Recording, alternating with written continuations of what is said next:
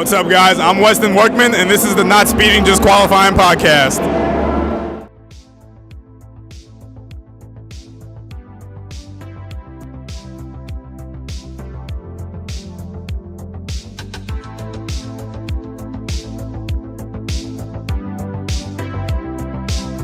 Hop in, buckle up, and get ready to lay it on the line. This is Not Speeding, Just Qualifying, a podcast that's just as fast as it sounds. What's good, everybody? I'm David Lawrence. Welcome to the Not Speeding, Just Qualifying podcast. Thank you guys so much for tuning in to today's episode. Before we get started, make sure you guys like and subscribe. Not Speeding, Just Qualifying, YouTube Music, the podcast section. Make sure you subscribe to us today. We are live on location at Road Atlanta, and depending on how I have this structured, I have a special guest next to me. If you know me, you know I love to chronicle rising stars, and I definitely have a young man who is definitely bringing his A game and changing the game in sports cars. I got plenty to introduce about him, but without further ado, it's my honor to welcome to the Not Speeding, Just Qualifying podcast, Westin Workman. Westin, thanks so much for the time, man. Thank you for having me. I'm really glad to be here. Let's get into the questions, man. I'm excited. And I did this on purpose. Make sure to put some respect on your name. 2025 Toyota GR Cup North America champion, Westin Workman. Brother, congratulations on the championship. To hear champion after your name, what does that mean? It means the world to me. I mean, I've been working on getting the championship now for has to be 2 or 3 years now. So I did my first ever professional race in GR Cup 2 years ago. I got the opportunity from Toyota to do my first professional race, and they took a chance on me. I podiumed in my first ever GR Cup race, and it's just been an ongoing battle from there, trying to get race wins, trying to get a championship, and we finally did it this year. So I'm just super happy to do that, and everybody who supports me makes it happen. It's not just a single person effort, it's a team effort. The team, Toyota, my parents, everyone who supports me. Man, and by the way, 5 wins so far in 10 races. We're recording this at Petit Le Mans. He still has one more weekend worth of races to go. That's how dominant his season was. But Westin, before I go too much further, let's go back. How did young Westin get into racing? How did you catch the bug? Yeah, so it started pretty much out of the womb, really. My dad, he was a car enthusiast and a motorsports enthusiast, but he never raced. He actually played ice hockey. D1 ice hockey in college. So I was a first generation racer. I was kind of naming cars in the parking lot, pointing out cars before I could even say mommy and daddy. So it's come from a love of the culture of cars, and not necessarily the start of motorsports. And then when I was around 8 years old, I started doing indoor go-karting. Kind of progressed through that, needed more competition. Then when I was 12, my dad bought me my first go-kart. So been very fortunate to have a family who's very supportive. As we know, racing is a very expensive sport. I've been very, very lucky and fortunate to have a supportive family there. So I started racing go-karts locally and nationally when I was 12. And then I got sponsored by Mazda straight out of go-karts to race Mazdas for 2 years. And then through racing Mazdas, that's when Toyota noticed me and I got involved with Toyota. So I've been with Toyota now for 2 years. So it's just been an ongoing process, ongoing battle. And the fight doesn't just stop here because I'm a champion. I still want to continue to fight and keep progressing through the racing industry. Hey, before I move on, you sound like me when you said you were naming cars before you were actually saying words, because that's kind of how I started that, and then just like street directions, huge. My parents know that with me at an early age, just very huge, and just directions. So you mentioned Mazda. You've also, in addition to your GR Cup itinerary, you've also been doing the Mazda MX-5 Cup for the last 2 seasons. You've had some success, no podiums, unfortunately. Didn't get that win, but take us through what Mazda MX-5 has done for you. What have you learned? How's it really sharpened your arsenal as a driver? Yeah, so I really got to give Mazda a lot of credit, right? They're one of the only OEMs that's taking drivers from the grassroots section of motorsports and putting them in real race cars, right? So straight out of go-karting, I got sponsored by Mazda. They host this what's called a spec MX-5 shootout and an MX-5 Cup shootout. So they had just inaugurated the spec MX-5 shootout, which was designed to take go-karters to race cars. And it's a shootout where it's not really a race, but it's an evaluation of consistency on-track pace, how you market yourself, how you sell yourself, how you talk to people, how you network, all these different things. So it's really an evaluation. So I did that. I competed in that my first year in 2020, and then didn't win it that year. Came back a second year, and I won the Spec MX5 shootout, which was $50,000 to compete in the Spec MX5 Challenge Series for, I think it was 2022. I'm getting my years confused a little bit. But I competed in that in 2022, and then I moved up to the MX5 Cup Scholarship. Did it similar to Spec MX5. I didn't win it the first year, but came back a second year and won it. So Mazda was my first introduction to sports cars and racing and OEM support. So I really got to give those guys a pat on the back for what they've done for me and what they continue to do for my career, because that was my first taste of driving a race car. And Mazda, as you said, so many talented drivers get their start. Of course, Connor Zillage ripping it up in NASCAR, got his start in MX5 Cup. But I want to come back to NASCAR. I got a particular question about that a little bit later, because you mentioned it also while you were going through your Mazda matriculation. Toyota got a hold of you. You're now a Toyota Gazoo Racing Development driver. How did that opportunity come about that you came under the Toyota umbrella as well? Yeah, so it's actually a really funny story. So I was racing Spec MX5, like I said, and then Toyota, it's all been right place, right timing for me, right? So Toyota had just inaugurated the GR Cup Series, which is kind of like an entry-level form of pro racing with the GR86 Cup cars. So it's a single make series. It's all GR86s.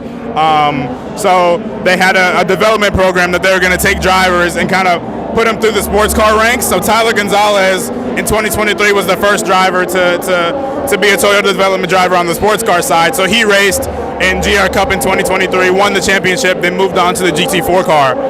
So Toyota needed a new guy to kind of come in and fill Tyler's shoes in GR Cup, and I was next in line. And how that happened was so funny. So I'm also a college student.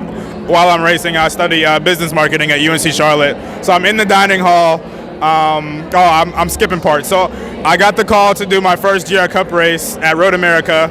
I podiumed, and that kind of solidified the deal for me. So I'm in the dining hall at college, just eating by myself in between classes, right? I get a call from Toyota, and they said, we're going to put you in the seat for next year. And you should have seen the smile on my face, man. I can't imagine what other people in the dining hall were thinking, right? I'm sitting there eating by myself, and I can't stop smiling. Like that was a life-changing opportunity for me. And then in 2024, I was a factory driver for Toyota in the GR Cup Series. So that was a really big accomplishment for me. By the way, for those 49ers coming across this, shout out UNC Charlotte 49ers, one time for the one time. But yeah, you guys got one heck of a soon-to-be alum on your hands. So 2025. You had your podiums through 23 and 24. 2025 came looking for that first win. Sebring, I think it was third round of the championship, came in doubleheader, both poles, both race wins, dominating, 7-8 seconds. Got a third win at VIR, and then a double victory at Barber to clinch the championship. As you were just going through those weekends, just take us through that Westin mentality, like you're going out there in the confidence with that first win at Sebring. How did that just continue just to build and build all year? Yeah, so I think it definitely started in 2024. So being a development driver for Toyota, they've set a few expectations on me, at the beginning of the year, right? They want to see me win championships. They want to see me win races. And that first year in 2024, when I did a full season of GR Cup, I didn't have any wins. I didn't have any championships. I thought I was done, right? So thankfully, I got another opportunity to come back in 2025 in GR Cup, and thankfully, I proved that I really belong, right? So I moved teams. I switched to BSI Racing for this year. They've been a really big help for me. But yeah, so coming into this year, they kind of told me, we want to see wins. We want to see a championship. So coming into the season, right, it was kind of a mixed feeling of emotions, because it's hard to get race wins, because obviously you're putting yourself at risk all the time when you're getting race wins. You're putting yourself at risk of getting in a crash or getting too aggressive or things like that. So it's kind of finding a happy medium of championship driving and race winning driving. And I think I found that happy medium this year. So yeah, coming into the beginning of the season, right, I knew I wanted to win the championship over race wins. So it kind of took me a little bit to kind of find a groove, get consistent. And then, like you said, at Sebring, we kind of just took off with it. 2 poles, 2 wins, and that kind of set it off for me. It took a little bit of weight off my shoulders because I had been trying to win a GR Cup race for 2 years, and it finally happened. And as soon as that happened, the floodgates kind of opened, right? So we won again at VIR, and we had a double win at Barber Motorsports Park. So it's been a very long ride, but also an accomplishment one as well. And now here he is. Like I said, he has the final round of the Toyota GR Cup North America next weekend, Indianapolis. If you want to watch Westin in action, stream it on the GT World YouTube channels. Now we've looked at 2025. We looked at how you got here. Now let's look ahead. Still in the Toyota in the TGR program, 2026, and a little bit beyond. What are you looking for? What's the long term? Do you kind of see yourself racing with Lexus and sports cars, maybe in the hypercar, or even since you say UNC Charlotte, do those NASCAR bells ring a bell with you in being the TGR development program? Yeah, I think, my philosophy has always been I want to have a successful career in motorsports no matter where it is, right? And I think being involved with a company like Toyota now, what they have their toes dipped in, I think that's very possible, right? There's sports cars, there's NASCAR, there's dirt racing. There's so many different things that Toyota has their toes dipped in. But I think at the moment right now, my path is definitely sports cars, and I've always had a goal that I want to be a Lexus factory driver. So trying to chase that dream at the moment, this industry is really tough, trying to find the right funding, the right people to support me, and also try to get those race results. So hopefully moving up next year and continuing down that path to becoming a Lexus factory driver. For what it's worth, I've been while we were getting ready for the interview, I was watching Westin. Westin has been working the room. We're in the Lexus hospitality tent recording this interview, and he has been doing quite the job working the room to make sure he gets those sponsors for the future. Please make sure y'all send some money his way, where the big donors at. Come on, get my brother. Let's get him some money so he can go win some more championships. Weston, before we go, I love to do this segment with my guests. It's called Hot Lap. 3 rapid fire questions, a little bit less, kind of like take the roll off. So, Sector 1, you mentioned you are a businessman. You're in business management at UNC Charlotte. If you were not in racing, what would you be using that business degree to do? Ooh. Probably have my own car dealership. Like I said, I've always loved cars. I've liked modifying cars. I think having a modified car dealership would be my dream, be my goal, and I would use that to kind of market my business and sell cars. 1A, since you said dealership, which top 3 OEMs would you be selling? Toyota, Lexus, and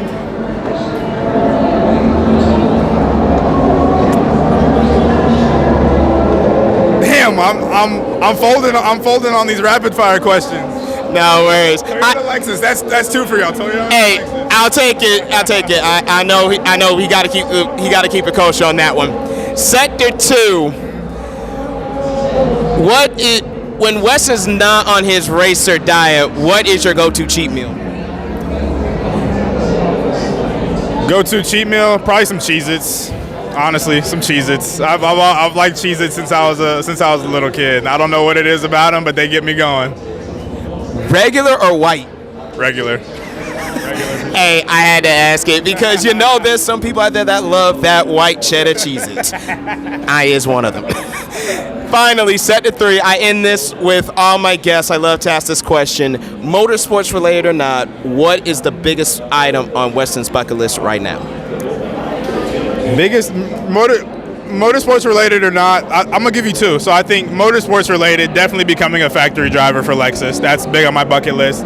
Not motorsports related, but still kind of related to cars. I want to visit Tokyo, Japan. That's always been one of my dream spots to go to. Tokyo Drift is one of my favorite movies. And just the car culture there, the people there, I want to experience it. It's a thing I want to check off my bucket list for sure. Like I said, make sure like I said, at the time of this recording, Weston has one more round of the Toyota GR Cup North America to go. He'll be at Indianapolis next weekend, October 17th and 18th when we drop this episode. Again, tune in, GT World YouTube channel. They'll stream both races live. So make sure you cheer Weston on. Make sure you support this brother. He is an up-and-coming star on the rise. He is a single make champion, and let me tell you something, that is no easy feat. Westin Workman, Toyota GR Cup North America champion, Toyota GR factory development driver. Thank you so much for the time, my friend. Thank you for having me. I really appreciate it. This was a lot of fun. Hey guys, that's going to conclude our show today. For the record, if you want to follow us on social media, we're all over the place. You can use our link tree to get to our social media, Instagram, X, TikTok, Blue Sky, at NSJQ Podcast. Remember to subscribe to us on YouTube and YouTube Music. Make sure you share our stuff so that way everybody can make sure we're seeing our content. And if you want to follow me, below this, the description box of the episode, you'll find all of my social media feeds.